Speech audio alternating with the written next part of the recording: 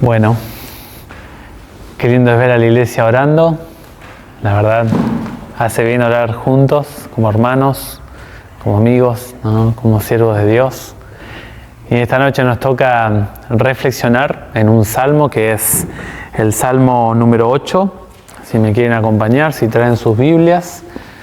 Hoy tenemos que decir, enciendan sus Biblias, ¿verdad? Porque usan mucho las pantallas. Pero bueno, es siempre tocar el papel, hace bien, es otro tipo de lectura. Y eso de los libros no va a pasar de moda, ¿no? El Salmo 8 es un salmo muy conocido, es un salmo que se ha estudiado bastante y varios autores, inclusive el apóstol Pablo, el Señor Jesús, hicieron referencia a este salmo, ¿no? Es un salmo muy conocido, tanto en el Antiguo Testamento, en conexiones con la creación, con la caída, con el rol que Dios colocó al ser humano aquí en la tierra, pero también tiene conexiones con el Nuevo Testamento, que exclusivamente nos dice cómo va a alcanzarse lo que el ser humano perdió en el Génesis. Exclusivamente lo que nos enseña o la aplicación que hace el apóstol Pablo de este salmo bajo inspiración divina en los capítulos 2 y 3 de la carta a los Hebreos es justamente el centro de la persona de Cristo Jesús. El Señor Jesús va a devolver la función, el rol, la posición que el ser humano perdió desde Génesis 3. El Señor Jesús es la garantía de esta posición original que Dios había colocado al ser humano y el ser humano por causa del pecado lo perdió. Este es el marco del Salmo número 8. Y vamos, si les parece, leyendo uno cada uno. Creo que son 9 textos y podemos estar leyendo uno cada uno, ¿sí? ¿Empezamos, Sole? ¿Te animás? Sí. Señor Dios nuestro, cuán glorioso es tu nombre en toda la tierra. Has puesto tu gloria sobre los cielos. De la boca de los pequeños y de los que maman, afirmas tu fortaleza, frente a tus adversarios, para silenciar al enemigo y al rebelde. Cuando veo tus cielos, obra de tus dedos, la luna y las estrellas que tú formaste. ¿Qué es el hombre para que te acuerdes de él y el hijo del hombre para que lo tomes en cuenta? Lo has hecho poco menor que los ángeles, y lo coronaste de gloria y de honra. Lo hiciste, Señor, de las obras de tus manos, todo pusiste bajo sus pies. Ovejas y bueyes, todo ello, y asimismo las bestias del campo. Las aves de los cielos, los peces del mar, todo cuanto pasa por los senderos del mar. Jehová, Señor nuestro, cuán grande es tu nombre en toda la tierra. Este es el Salmo, 9 textos, no es tan largo. Recordamos que los salmos son cánticos, ¿sí? Son poemas, son expresiones en diferentes circunstancias. No se sabe si en la etapa de la juventud de David escribió este salmo o quizá ya en su vejez, ¿no? Contemplando la majestuosidad de Dios por los bienes creados que Dios ha hecho, por los cuerpos celestes. Pero sí, el salmista declara que él estaba destacando en un momento de la hora del día, ¿no? Que es específicamente la noche. Es interesante que en las lumbreras que se nombra no está el sol. Es decir, que fue una noche de meditación, de reflexión del salmista. Este salmo es el primero que habla de la naturaleza. Van a venir otros salmos luego, por ejemplo el Salmo 19 va a exaltar también la naturaleza en relación a la ley de Dios y a Dios como creador. Este salmo revela la majestad de Dios tanto en la naturaleza, así también como en la vida humana. lo coloca a Dios como el centro de la existencia nuestra y de todo el reino vegetal y animal que nosotros conocemos. El poeta aquí, el salmista, habla de la creación no como el objeto de la adoración, sino como un medio para reconocer, es un instrumento de la revelación de la persona de Dios. Muy interesante lo que el salmista está haciendo. Y nosotros vemos en el Salmo un contraste, lo complejo del mundo natural. Hay tantas cosas del mundo natural que nosotros no conocemos, y en el versículo 4 se contrasta con nuestra pequeñez humana. Hace todo el tiempo este juego el salmista. Dios es grande, Dios, es interesante los títulos que aparecen en el versículo 1 de Dios. Dios, ahora lo vamos a leer, pero Dios es eterno, Dios se mantiene por sí mismo, Dios no es dependiente, ¿no? Eso tiene que ver con la eternidad de Dios. Pero el contraste que hace el salmista constantemente es este, el ser humano pequeño y esa pequeñez, ese ser diminuto, es un ser que le interesa al Dios grande que se posa sobre los cielos. El sabio Salomón dijo, ¿no? Los cielos de los cielos no te pueden contener, ¿no? Mucho menos esta casa que yo he creado para ti. Primero de Reyes 8. Interesante lo que está diciendo Salomón también. No dice el texto que Dios está en los cielos. Dice el Salmo 8 que Dios está por los cielos, sobre los cielos. O sea, la persona de Dios es tan excelsa que los cielos no alcanza para contener la persona de Dios. ¿Se acuerdan en la visión de Isaías, no? Dice que Isaías solamente vio el manto de los pies que colgaban de la vestimenta de Dios. Y la casa dice que se sacudió. Contemplar la descripción de la persona de Dios que hace la Biblia en este salmo es de majestuosidad plena. Pero también dice el profeta Isaías que así como Dios es sumamente majestuoso, grande, omnipotente, está con el menor de los seres humanos. Está con el humilde, con el que tiene problemas, con el que llora. Dios está cerca de la humanidad, ¿no? Este es el contraste que va a hacer el Salmo número 8. Es interesante cómo empieza el Salmo. Dice, Jehová, Señor nuestro. Acá aparecen dos títulos de Dios. Es interesante que el primer título tiene que ver con la eternidad de Dios. Dios, ¿se acuerdan cuando se presentó a Moisés? Allí en Éxodo 3 le dijo, yo soy el que soy. Y a Jesús, cuando Jesús les dijo esto a los fariseos, ¿se acuerdan allá en Juan 8? Les dijo, antes que Abraham existiese, yo soy. Este título de Dios indica de que a Dios nada lo sostiene, no depende de nada. Dios es por sí mismo. Pero también el otro término, Señor, indica, la palabra Adoní, indica de que Dios es el amo, es el sustentador, es el dueño de todo lo creado. O sea, la Biblia en este salmo destaca de que todo lo que existe es gracias a Dios. Él es la razón de todo lo que nosotros vemos y contemplamos. El versículo número 2. El versículo número 2 dice, de la boca de los niños y de los que aún maman, fundaste la fortaleza a causa de tus enemigos, para hacer callar al enemigo y al vengativo. Dios emplea la figura de los niños, emplea la figura del pequeño que mama para describir, para hacer un análisis descriptivo de cómo es la fragilidad humana. Y no está hablando acerca del ser humano en una etapa adulta, porque también el ser humano es frágil, ¿no? La Biblia dice que el ser humano es como el tamo que se lleva el viento, ¿no? Hoy está y mañana no está. Pero el salmista específicamente enfoca un momento especial, un momento donde el mamante el mamífero es totalmente dependiente de su madre. Y él dice, Dios, para hacer burlar a los sabios, Dios eligió lo más pequeño, lo más débil, lo más frágil.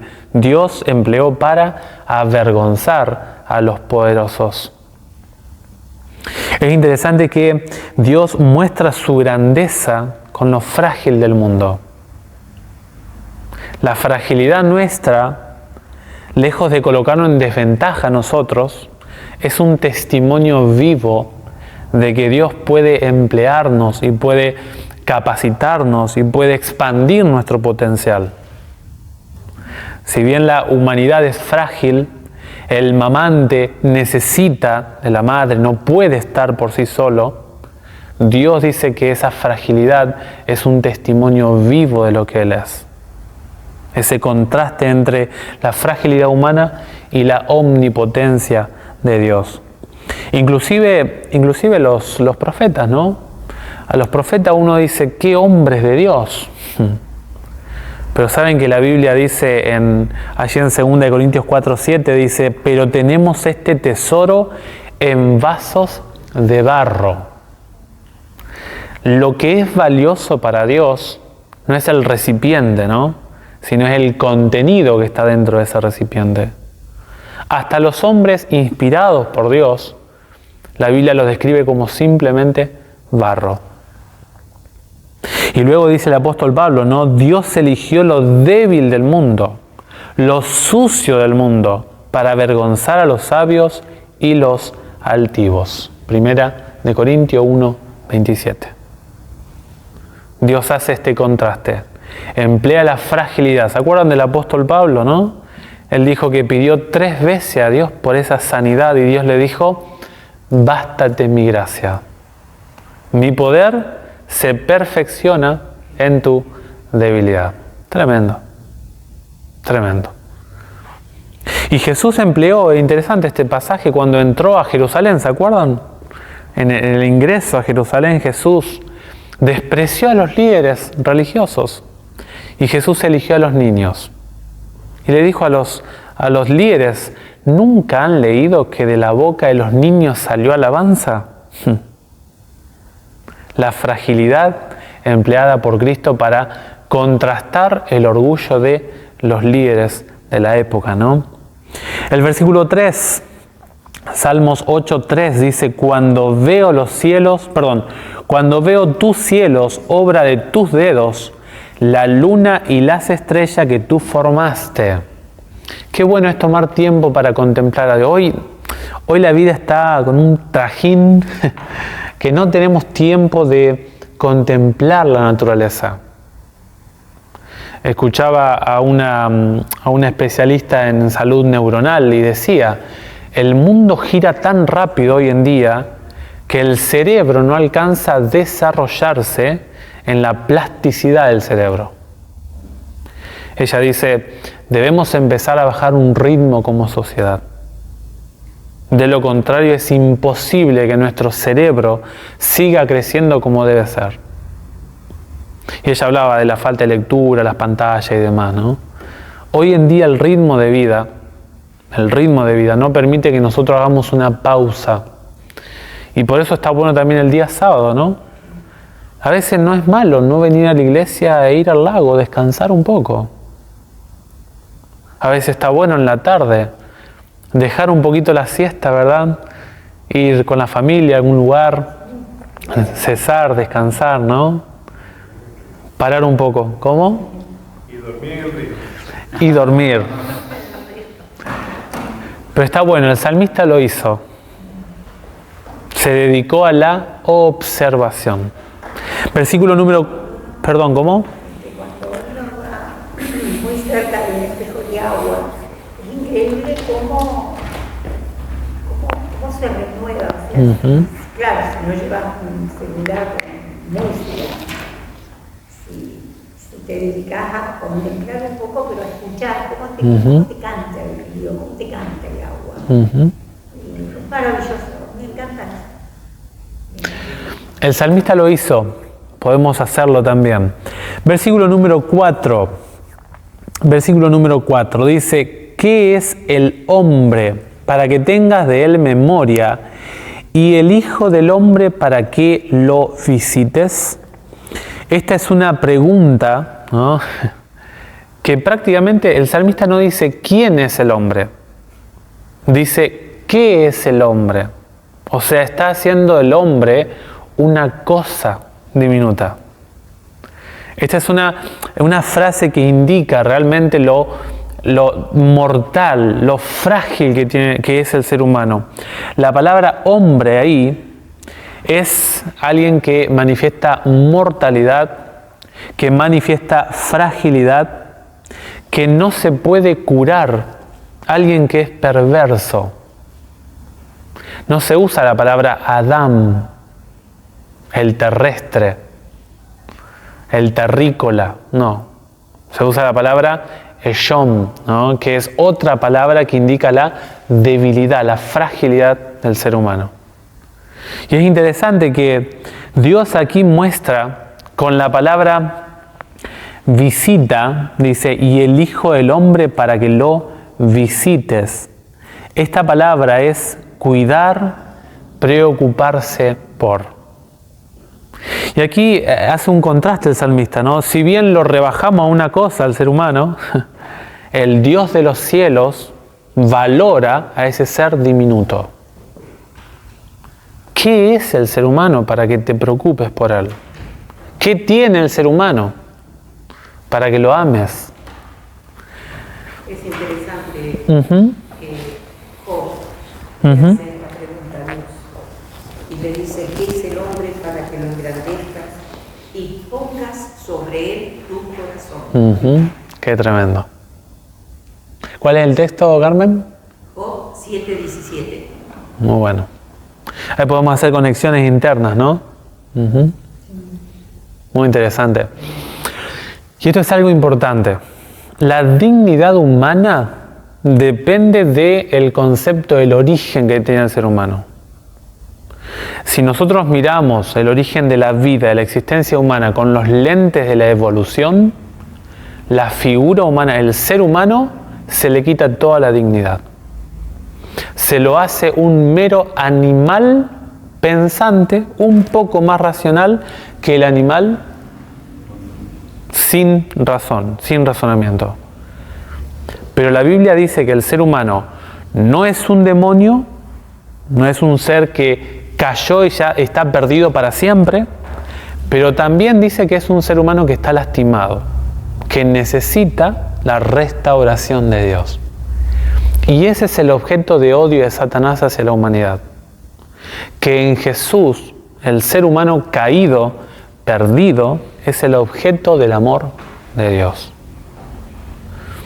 Hay una cita ahí de Elena G. de White que dice, ¿no?, ahí en Testimonios Selectos, tomo 2, página 634, dice: solo se puede conocer el valor de un hombre cuando se va al Calvario.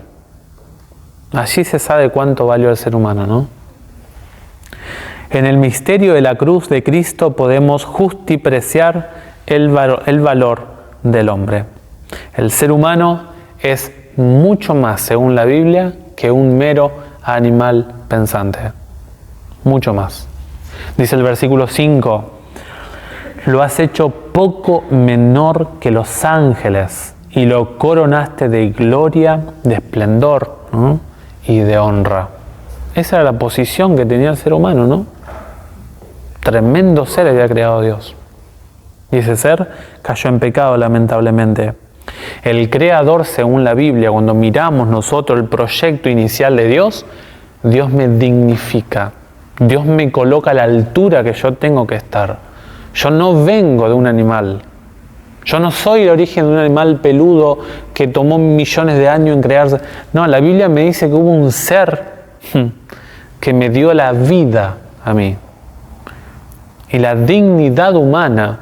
Y acá entramos también en la cuestión de la dignidad, de la identidad del ser humano.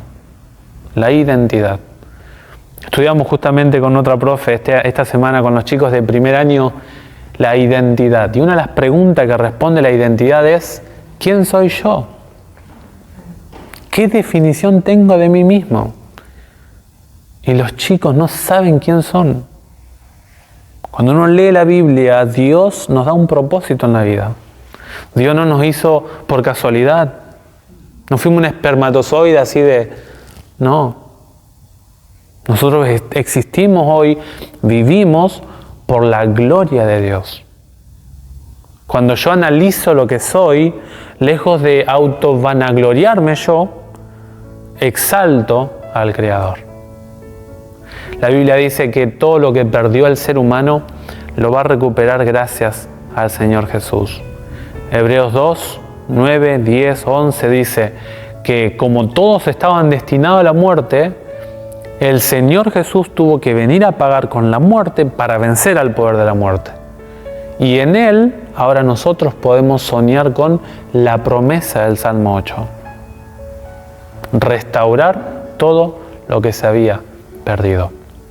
Y cierra el tema central el Salmo en el versículo 9. En los versículos 6 al 8 describe todo lo que el ser humano tenía. Si bien hoy hay cuestiones de la naturaleza que el ser humano maneja, pero la Biblia dice que la naturaleza se sometió al pecado. Romanos 8. O sea, la naturaleza se volvió mala. La naturaleza cambió su naturaleza instintiva. El león que comía un tipo de comida, ahora consume otro tipo de comida y ataca al que Dios colocó como rey para controlar al león y a todo el reino vegetal y animal. Y finalmente el versículo 9 cierra conectando con el versículo 1. Jehová, Señor nuestro, cuán grande es tu nombre en toda la tierra. Que nosotros podamos tener esta experiencia que pasó el salmista. Que todo lo que somos, todo lo que tenemos, sea para gloria y honra de Dios. Que nuestra vida sea un reflejo de la gloria a Dios. Que Dios les bendiga, que podamos seguir estudiando el libro de los Salmos. Amén.